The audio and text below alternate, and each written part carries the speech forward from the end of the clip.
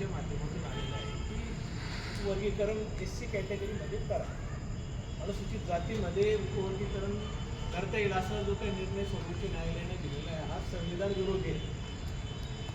म्हणजे जे सर्वोच्च न्यायालयाची जबाबदारी आहे संविधानाचं रक्षण करण्याची, तेच संविधान जे आहे ते सर्वोच्च न्यायालय संविधानाला जे आहे ते मानायला तयार नाही आहे आणि संविधानाविरोधामध्ये निर्णय देत आहे. आणि हा निर्णय देण्यामध्ये आपल्याच अनुसूचित जातीतील एक घटक जो काही सरन्यायाधीश जे काही पहिले होते त्यांचा जो काही सहाय्यक जो होता गवईनंतर सरन्यायाधीश झाले.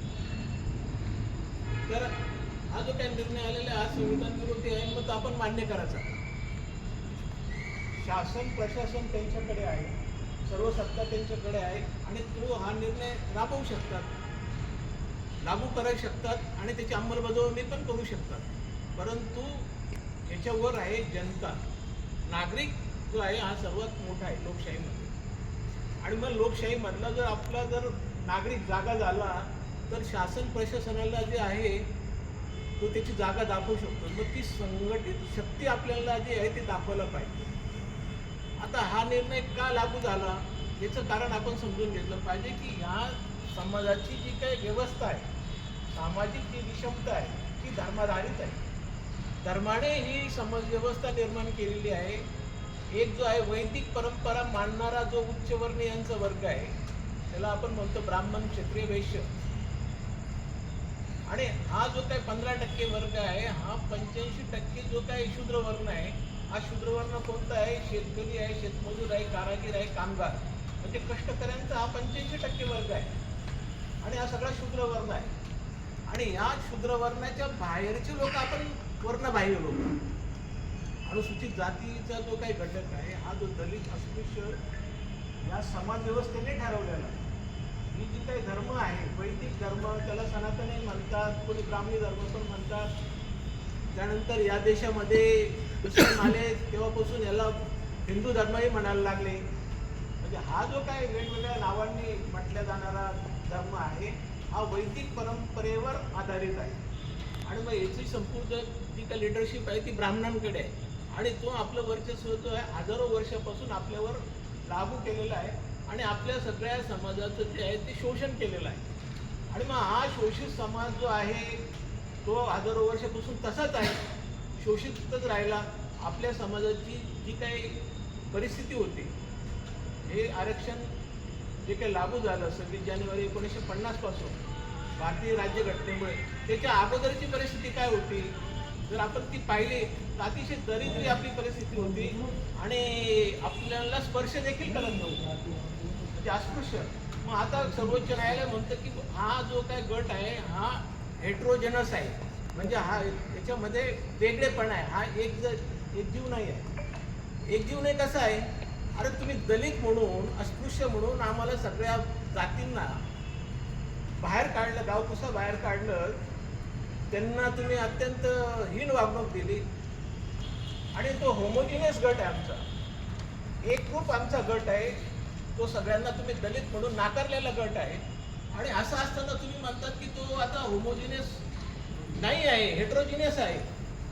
हे कसं काय तुम्ही अनुमान काढतात आणि कशावरून काढतात, कसला आधार आहे? हा डाटा पण जो आहे, आता हे जे काय आपले महाराष्ट्रामध्ये 59 जाती आहे, या 59 जातीमध्ये कोणत्या जातींनी आरक्षण घेऊन पुढे गेल्या, कोणत्या जाती मागे राहिला, याचा पण डाटा ना केंद्र सरकारकडे आहे, ना सर्वोच्च न्यायालयाकडे आहे, ना महाराष्ट्र सरकारकडे आहे. कोणाचकडे डाटा नाही. आणि तरी तुम्ही सर्वोच्च न्यायालय असा निर्णय देत आहे. म्हणजे सर्वोच्च न्यायालयाचे जे काही न्यायाधीश आहेत ते 7 न्यायाधीश, त्यापैकी एक जी न्यायाधीश आहे बेला त्रिवेदीने, तिने फक्त याला विरोध केला, बाकी 6 पाठिंबा दिला. आणि जेव्हा हा निर्णय सर्वोच्च न्यायालयाने दिलेला संविधानाच्या विरोधात आहे त्याच्यावर रिट पिटिशन दाखल करण्यात आल्या, रिव्ह्यू पिटिशन दाखल करण्यात आल्या आणि त्या रिव्ह्यू पिटिशनमध्ये सर्वोच्च न्यायालयाने त्या फेटाळून लावल्या. सर्व रिव्ह्यू पिटिशन ज्या होत्या किंवा तुम्ही तुमच्या निर्णयाचा पुनर्विचार करा, हे संविधान विरोध आहे, त्यांनी सगळ्या याचिका फेटाळून लावलेल्या आहे जे काही निर्णय घेण्याच्या बाबतीमध्ये. आणि मग आता न्यायालयीन जी काही कक्ष आहे ती आता पूर्णतः बंद झालेली आहे. तो दरवाजा आपल्यासाठी बंद झालेला आहे. आणि केंद्र सरकार जे आहे ते RSSचं आहे. म्हणजे ही जी काही मनोवादी व्यवस्था आहे, जो वर्ण व्यवस्था आहे ती लागू करावी ह्या धोरणाने त्यांचा जो काय आहे 1925 मध्ये RSSचा स्थापना झालेली आहे. आणि मग त्यांना काय पाहिजे आहे, सांस्कृतिक राष्ट्रवाद. त्यांना काय स्थापन करायचं आहे, सांस्कृतिक राष्ट्रवाद. मग काय संस्कृती आपली, मग ही वर्ण व्यवस्था आणि ही जाती व्यवस्था. वर्ण व्यवस्था आणि जाती व्यवस्था लागू करा, तेव्हा संस्कृती पुन्हा स्थिर स्थावर होईल ना, ती संस्कृती येईल ना. मग आता ती लागू करण्यासाठी काय, वेगवेगळ्या पद्धतीने आपलं आरक्षण नाकाराचं. जे आपण आरक्षण घेऊन त्यांच्याबरोबर स्पर्धा करू लागलो होतो. आपले विद्यार्थी चांगले शिकायला लागले, काही कलेक्टर झाले, मोठमोठे अधिकारी झाले, MPSC परीक्षेमध्ये पहिल्या नंबरने आले, UPSC परीक्षेमध्ये पण आपल्या SCची मुलगी जी डाबी नावाची मुलगी ती IAS मध्ये टॉपर आली भारतामध्ये. म्हणजे आपल्या मुलांनी अत्यंत अल्प कालावधीमध्ये ती स्पर्धा क्षमता निर्माण केली आणि त्यांना आपण फाईट द्यायला लागलो. मग हे शासन प्रशासनामध्ये त्यांचं जे काही वर्चस्व होतं, जवळजवळ 100% जागा आपण म्हटलं तरी या ब्राह्मणांनी बळकवलेल्या होत्या. म्हणजे ते मुसलमानांची राजवट असो की इंग्रजांची राजवट असो, त्यांच्या शासन जे काही मुलकी प्रशासनामधल्या सगळ्या जागा यांनी बळकवलेल्या होत्या. कारण आपल्याला शिक्षणाचे अधिकारच नव्हते. त्यामुळे शिकलेलेच नाही तर आपल्याला काय तिथे सरकारामध्ये जागा मिळणार आहे, कोणती जागा आपल्याला मिळालेली नाही. मग आता कुठे ते शिक्षणाची संधी आपल्याला 1950 नंतर मिळाली आणि त्या शिक्षणाच्या माध्यमातून आपली पिढी जी पहिली 1970 मध्ये तयार झाली ग्रॅज्युएट होऊन, आणि मग ती स्पर्धा करायला लागली. पण तो स्पर्धा करत असताना जे मुलं क्वालिफाय होते त्यांना पण कॅन्डिडेट नॉट फाउंड सुटेबल, म्हणजे तुम्ही जे आहे ते अपात्र आहे, तुमचं क्वालिफिकेशन सगळं जरी असेल परंतु त्या पदासाठी तुम्ही अपात्र आहे, असे शेरे मारून आपल्याला आरक्षणच नाकारलेलं आहे. आणि नंतर बॅकलॉग वगैरे भरण्याची ती मोहीम निघाली. माननीय काशीराम साहेबांचं आपल्याला इथे उल्लेख करावा लागेल. त्यांनी चळवळ मोठी केली आणि मग ते म्हणे की आमचं आरक्षण भरा. आणि मग ते बॅकलॉग वगैरे भरण्याचा तो कार्यक्रम हाती घेण्यात आला. आणि 2003ला मुख्यमंत्रीपदी जे आहे आपले हे आले, काय नाव त्यांचं, आपले चर्मकार समाजाचे सुशील कुमार शिंदे साहेब. आणि मग यांनी काय केलं, ड्राईव्ह घेतला की हा अनुशेष भरून काढा. आणि मग त्यानंतर खऱ्या अर्थाने शैक्षणिक संस्था ज्या होत्या या खाजगी सगळ्याच, मग त्या सहकारी संस्था असतील की शैक्षणिक संस्था असतील, तेव्हा हे आरक्षण भरायला लागले. आणि ते पण 2004 नंतर पुन्हा सरकार निवडून आलं काँग्रेसचं आणि सुशील कुमार शिंदेंना बाजूला टाकलं. तर तेव्हा सुशील कुमार शिंदे साहेबांनी आपल्याला पदोन्नतीमध्ये आरक्षण दिलेलं होतं आणि ते पदोन्नतीचं आरक्षण पण सर्वोच्च न्यायालयाच्या माध्यमातून काढून घेतलेलं आहे. ते आजपर्यंत लागू झालं नाही.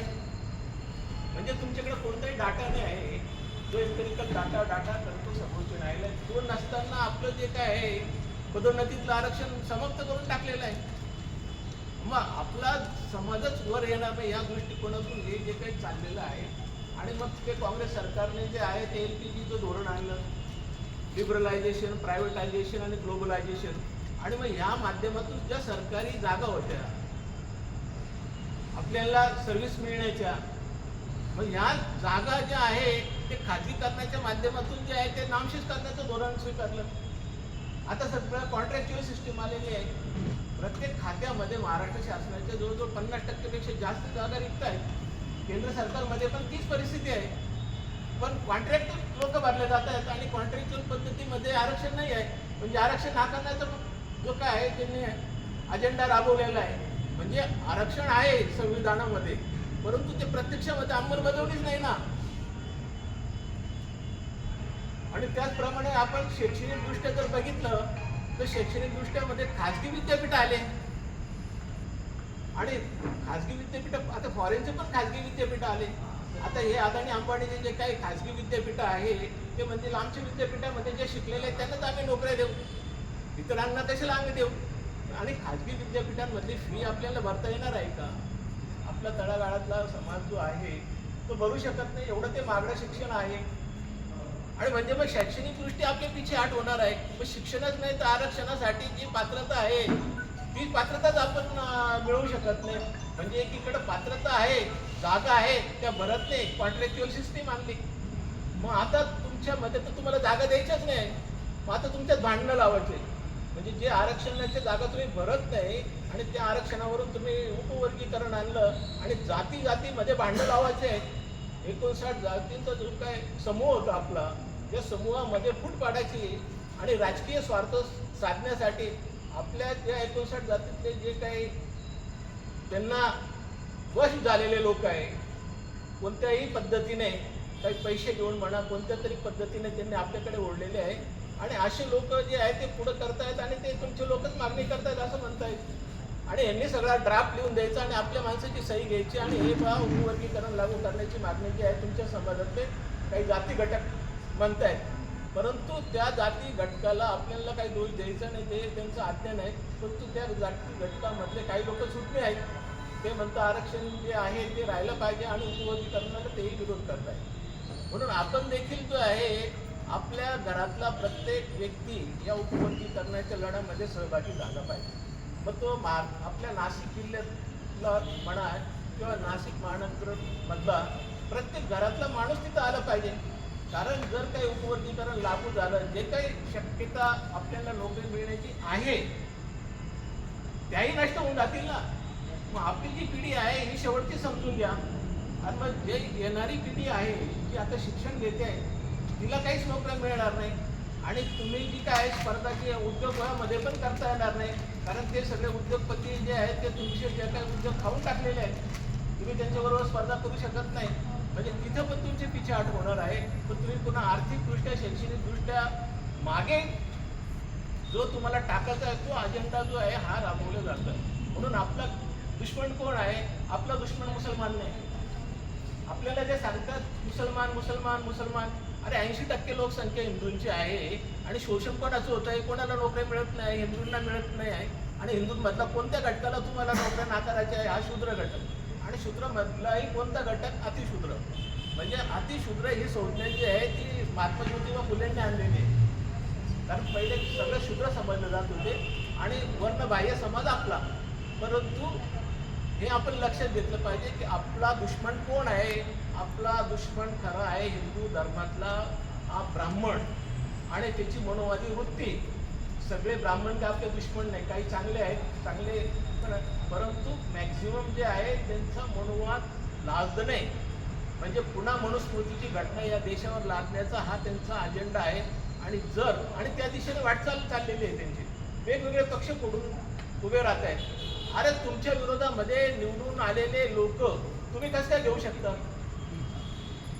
म्हणजे बघा, आपण जे 2024ची लोकसभेचं इलेक्शन बघितलं तर काय आहे की बुवा हे 400 पेक्षा जास्त आम्हाला जागा पाहिजे, आम्हाला संविधान बदलायचं आहे, अशी जाहीर त्यांची मागणी होती. आणि संविधानाला विरोध करण्यासाठी लोकांनी मतदान केलं आणि भाजपच्या विरोधामध्ये इतर पक्षांना निवडून दिलं. कोणाच्या विरोधात निवडून दिलेलं आहे? तुमच्या विरोधात. आणि तुमचा काय अजेंडा होता? आम्हाला संविधान बदलायचं आणि 400 पेक्षा जास्त जागा आम्हाला लोकसभेमध्ये पाहिजे. पण तुमच्या विरोधात मतदान केलं ना. आणि मग आता ते ज्या लोकांना आम्ही निवडून दिलेलं आहे त्या लोकांना तुम्ही पैसे अडके देऊन वेगवेगळे प्रलोभन दाखवून किंवा त्यांना ईडी CBIची वगैरे धमकी देऊन जर तुमच्याकडे ओढताय, पण मग हा आमच्या मतदारांचा अपमान आहे ना. आमच्या विचारधाराचा तुम्ही अपमान करताय, आमचा तुम्ही चुकीच्या पद्धतीने पराभव करताय. म्हणजे आमचा पराभव आम्ही जिंकून आम्हाला पराभूत करताय. आमचा माणूस तुम्ही हिसकावून घेताय, मग तुम्ही आम्हाला पराभूत करतायत. आणि हा तुमचा जो उपवर्गीकरणाचाच अजेंडा नाही तर आपल्या समाजाचं आरक्षणच काढून घ्यायचं आहे यांना. आणि यांना पुन्हा मनुस्मृतीची राज्यघटना लागू करायची आहे. आणि स्वातंत्र्य, समता, बंधुता, न्याय हा जो काही संविधानाने दिलेले आपले अधिकार आहे त्यांना काढून घ्यायचे आहे. आणि धर्मनिरपेक्षता हा जो काही महत्त्वाचा घटक आहे, बंधुता, हे 2 घटकांना त्यांचा विरोध आहे. ही जी ब्राह्मणी व्यवस्था आहे, हा जो हिंदू धर्म आहे, हा हिंदू धर्म हा विषमता आधारित आहे. आणि आपल्याला समता पाहिजे आहे, हे समता यांना नको आहे. आणि म्हणून यांनी समरसता अभियान राबवलेलं आहे. RSSने कोणतं अभियान राबवलेलं आहे? समरसता. म्हणजे ज्या जातीमध्ये तुम्ही आहे, जे जातीचे कर्म आम्ही तुम्हाला नेमून दिलेले आहेत तेच कर्म तुम्हाला करायचे आहे, त्यापेक्षा वेगळे कर्म करायचे नाही. आणि त्याच्यामध्येच तुम्ही आनंदी राहायचं आणि त्याच्यामध्ये तुम्हाला मोक्ष मिळेल. म्हणजे तुम्ही त्रिवर्णिकांची सेवा केली तर शूद्रांना काय मोक्ष मिळणार, असा हा धर्म सांगतो. काय धर्म सांगतो? त्रिवर्णिकांची सेवा करा तेव्हा शूद्रांना काय मिळणार आहे? मोक्ष. म्हणजे मग तुम्ही काय करायचं? शिक्षण काय घ्यायचं नाही, काहीच नाही, फक्त त्यांची सेवा करा आणि तुमचं जे काही शोषण होईल ते तुम्ही ते आनंदाने सहन करा. याच्यासाठी हा समरसता अभियान राबवले जातो आहे. म्हणून समरसता रस हा जो आहे, सम आणि रस हा कोणत्या पद्धतीचा रस आहे? विषमतेचा रस आपल्याला ते स्वीकारायला भाग पाडतायत. आणि म्हणून RSS मध्ये जे काही काम करणार आहे ते हिंदुत्ववादी आपल्या मधले जे काही मित्र आहे, आपला समाज पूर्णतः हिंदुत्ववादी आहे. चांभार समाज जो आहे पूर्णतः हिंदुत्ववादी आहे. 100% मी हा शब्द वापरतो आहे.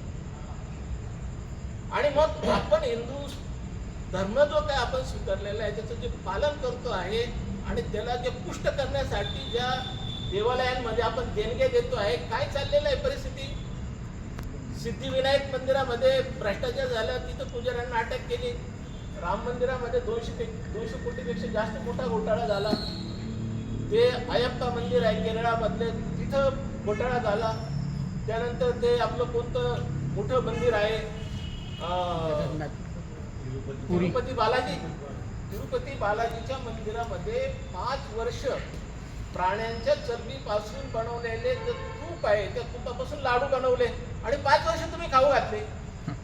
म्हणजे बघा काय चाललेलं आहे. म्हणजे ह्या देवा धर्माच्या नावाखाली सगळा अधर्म चाललेला आहे. आणि हा अधर्म चाललेला असताना देव काय करतायत? देव गप्प बसलेले आहे. त्यांना चोराला पकडता येत नाही, चुकीचे लाडू आमच्या भक्तांना खाऊ घालतायत, तरी तो देव काय बोलत नाही. आणि मग हा जो काय देव आहे, ही जी काय देवाची व्यवस्था आहे ही आपल्या मुळावर आलेली आहे. आणि ह्या आपण हिंदू म्हणून त्यांना मतदान करायचं बीजेपीला, म्हणजे RSSला. बीजेपीला मतदान म्हणजे काय? RSS मतदान आहे. म्हणजे कोणाला मतदान करायचं आहे? तुमच्या विरोधी विचारधारेला करायचं आहे.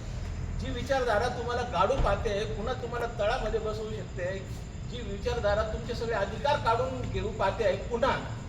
कारण पहिले जे काही सगळे अधिकार काढूनच घेतलेले होते ते 1950ला बहाल झालेले आहेत या देशाला स्वातंत्र्य मिळाल्यानंतर. आणि मग याच्यासाठी फार मोठा संघर्ष जो आहे तो आपल्या महामानवांनी केलेला आहे.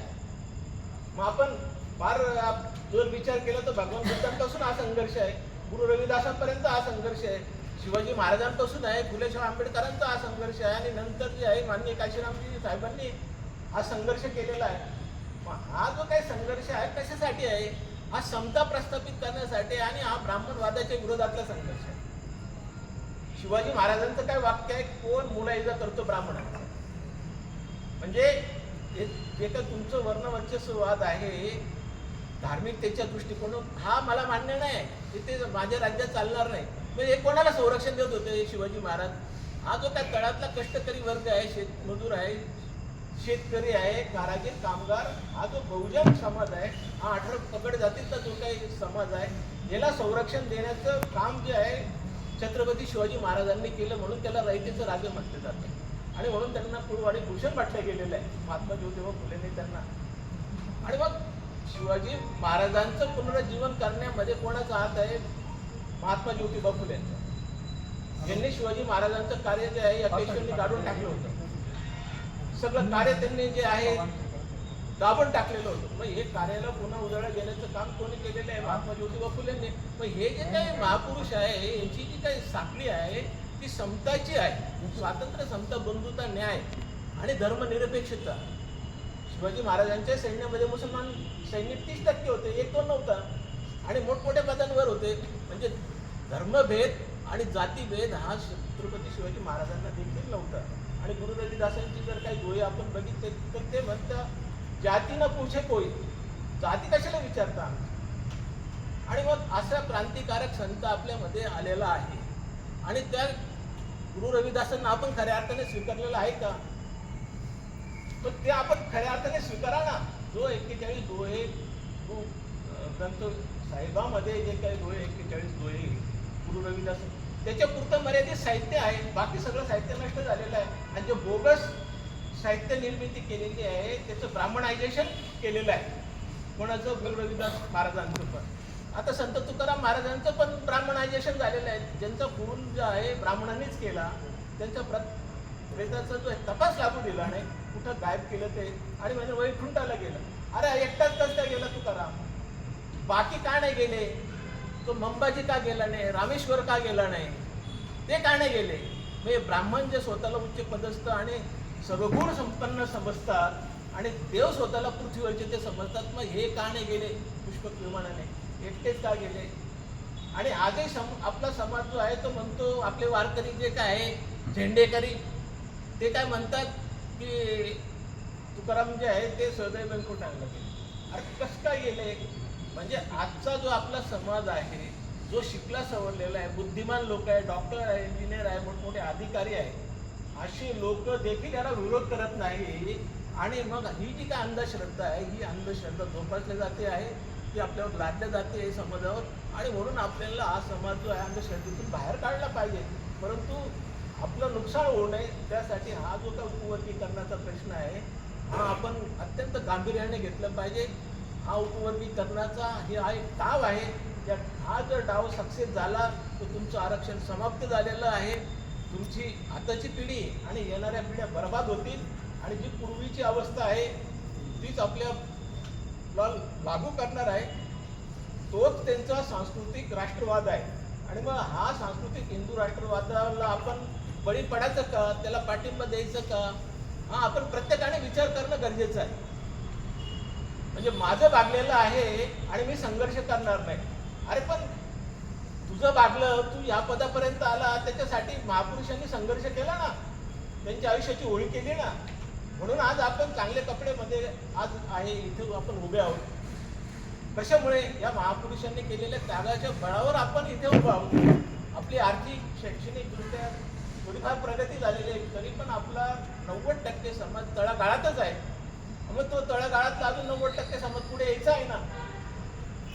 आणि तो येण्यापूर्वीच आता तुम्ही जर आमचं संपूर्ण खच्चीकरण करणार आणि जे 10% आहेत त्यांना पण पूर्वपदाला जर तुम्ही नेणार असेल, तर हा तुमचा सांस्कृतिक हिंदू राष्ट्रवाद आम्हाला मान्य नाही. हा सांस्कृतिक हिंदू राष्ट्रवाद आम्हाला मान्य नाही. RSSचा, BJPचा. आणि याचा प्रचार आपण आपल्या प्रत्येक घरात केला पाहिजे, आपल्या कुटुंबात केलं पाहिजे, नातेवाईकांमध्ये केला पाहिजे. आणि हा जो काही 59 जाती आहे, या 59 जातीमध्ये आपल्याला प्रचार करावा लागेल की आपल्याला आपला देश खरा दुश्मन कोण आहे? हा मनोवादी ब्राह्मण आणि त्याची ही राजव्यवस्था. आणि ती राजव्यवस्था जी आपल्याला ती हटवावी लागेल, तो पुढचा प्रश्न आहे. परंतु आता ही जी काय 30 तारखेचा जो काही मोर्चा आयोजित केलेला आहे, राष्ट्रीय जन्मतार महासंघाचे अध्यक्ष आदरणीय रमणराव घोलप साहेब आणि इतर जे काही नेते आहेत, आनंदराज आंबेडकर असतील, इतर सगळे 4-5 नेत्यांनी आयोजित केलेला आहे, हा शक्तिशाली प्रचंड मोठा मोर्चा होईल. या दृष्टिकोनातून प्रत्येकाच्या घरातला माणूस मुंबईला आझाद मैदानावर हजर पाहिजे. आणि हा सांस्कृतिक हिंदू राष्ट्र हा जो दहशतवाद आहे तो आपण सर्वांनी समजून घ्यावा आणि त्याप्रमाणे आपण जनजागृती करावी. याच्यातला प्रत्येक कार्यकर्ता आहे, या प्रत्येक कार्यकर्त्याने जे आहे आपल्याला आपल्या समाजामध्ये जाऊन सांगायचं आहे की किंवा हे हिंदू सांस्कृतिक राष्ट्रवाद काय आहे आणि आपण तो स्वीकारून आपला बळी द्यायचा का? खाटकाच्या त्या सूर्याखाली आपली मान आपण टाकायची का आनंदाने? तर हा आपण विचार करा. खाटीक कोण आहे? हा RSS आहे, हा हिंदू धर्म आहे. वाईट वाटत असेल परंतु वस्तुस्थिती आहे, जे सत्य आहे ते आपल्याला स्वीकारावं लागेल. हा हिंदू म्हणून आपल्याला मूर्खात काढलेला आहे आणि आपल्याला पुन्हा गुलामगिरीच्या याच्यामध्ये अंधकारामध्ये ते ढकलून पाहत आहेत. तेव्हा आपण सर्वांनी हा सांस्कृतिक हिंदू राष्ट्रवादी पुन्हा शब्द वापरतो तो तुम्ही RSSचा समजून घ्या. यांची जी काय 2 पुस्तकं आहेत ती तुम्ही वाचन करा, बरोबर आहे, आणि त्याच्यातून तुम्हाला जे आहे ते सगळ्या गोष्टी समजून जातील. जे काही द्वितीय सरसंघचालक आहे गोळवकर गुरुजी यांची पुस्तकं आहेत ते पहा. त्यांचं काय म्हणणं आहे, त्यांना कोणता सांस्कृतिक राष्ट्रवाद आणायचा आहे ते तुम्हाला समजून घेता येईल. आणि या सांस्कृतिक राष्ट्रवादाला बळी पडू नका आणि हा उपवर्गीकरणाला आपण प्रचंड शक्तीने विरोध करूया. आपण सर्वांनी संघटित होऊ, 30 तारखेला मोठ्या संख्येने जाऊया. एवढीच मी आपल्याला विनंती